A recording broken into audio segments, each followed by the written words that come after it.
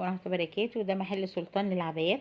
ده بيبيع العبايات الخليجي والعبايات السوري. الخامات بتاعته تحفة حلوة قوي، يا اما كريب يا اما حرير يا اما كتان يا اما شيفون. عنده حاجات حلوة، عنده مطرز وعنده سادة.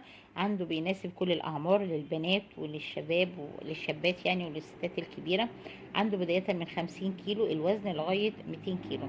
عبايته حلوة قوي. ده جوه مول اسمه جراند بلازا.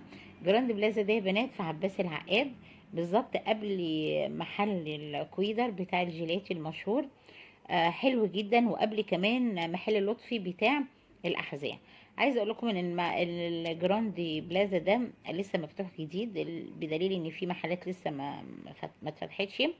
على المحل ده كله اكسسوارات عاديه جدا، مش غاليه، في متناول يعني. في عنده حاجات تقليد الذهب يعني. ودي عبايات برضو، المحل ده بيبيع عبايات حلوة قوي بداية من 300 جنيه. عبايات استقبال وقطيفة. شايفين الزيتي في الهافان، عنده حاجات كتير وخامات كتير وموديلات كتير، واسعاره معقولة قوي. دي اسمها جلابية ستور تقريبا. محلات كتير جنب بعضها، لان هو مول، والمول ده طبعا بيبقى ايه، كل حاجة مختلفة عن المحل التاني، محدش بيفتح تقريبا زي بعض. المحل حلو واسعاره حلوه، هو تقريبا واخد فيترينا مش محل، هو صغير يعتبر. في كمان محل بيبيع حاجات كاجوال وحاجات للشباب والبنات اللي سنهم محير 17 و18 سنة. في محلات بتبيع حاجات لانجيري وحاجات ملابس عرايس. حلو قوي، بيبيع كله قطيفة، الحاجات اللي هي المشغولات، والحاجات اللي هي السادة، والحاجات المشجرة، والبيجامات وجلاليب العرايس والاستقبال. وعنده لانجيري الحاجات الداخلية، عنده كل حاجة خاصة بالعرايس. اسعاره بتبتدي من 450 لغايه 750. كل حاجه عنده مستورده، ما عندوش حاجه مصري، بس اسعاره حلوه ومهوده خالص عن بره، لان ده مول والرجل عليه مش كتير، وهو اصلا لسه ما تعرفش قوي، بس هو حاجاته وخاماته جميله قوي.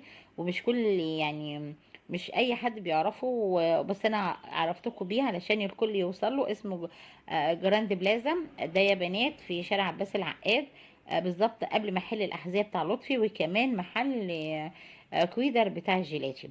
محل حلو قوي او مول حلو قوي، فيه كل حاجه، وفيه مفروشات، وفيه اكسسوارات للبنات، وفيه ملابس حريمي وشباب، وفيه مكياجات، جميع انواع الميك اب بتاع العرايس والبنات اللي بيتجهز.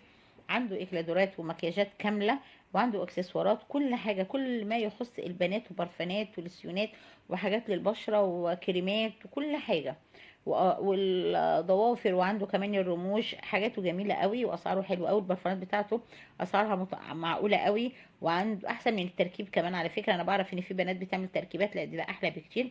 المحل ده عنده احذيه وعنده كوتشيهات وعنده جزم، بوت يعني هاف بوت، وكل حاجه عنده، بس ده للشباب ما عندوش للبنات. اسعاره بتبدا من 450 لغايه 800 جنيه.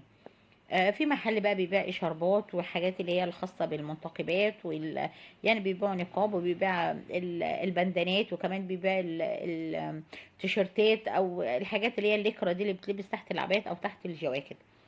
برضو عنده حاجات حلوه قوي. وده محل برضو عنده اكسسوارات، عنده كله اكسسوارات وساعات وعقاد. عنده حاجات حلوه، بس عنده حاجات فضيات كمان. محل جميل قوي برضو، وعنده شيلان، وعنده الحاجات اللي هي البونيهات بتاعه البنات وجوانتيات. حاجات حلوه قوي وشيك، واسعارها معقوله جدا. في كمان محل حلو قوي شايفه وفي شاور. في محل حلو قوي عندهم كمان مفروشات جميله راقيه جدا وحلوه قوي قوي قوي. على فكره المحل ده يعني انا يمكن رحنا قبل الافتتاح بيومين، وده كان في اول يعني شهر 9. يعني المحلات دي كانت اول شهر 9، لسه كانت او 10 تقريبا.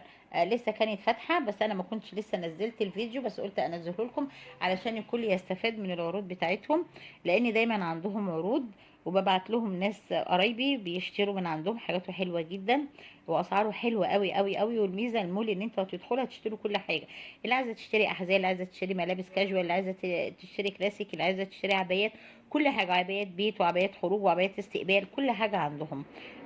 والاسعار كلها مناسبه جدا. وحاجاته حلوه قوي قوي على فكره. هنا كنا بنشوف عباياته حلوه خالص بصراحه، واسعاره جميله. يعني انا شفت عبايه كانت حلوه اشتريناها لمناسبه يعني، هي كانت ب 2800، عمل لي خصم اخدتها ب 2500 جنيه. حلوه قوي واسعاره معقوله جدا.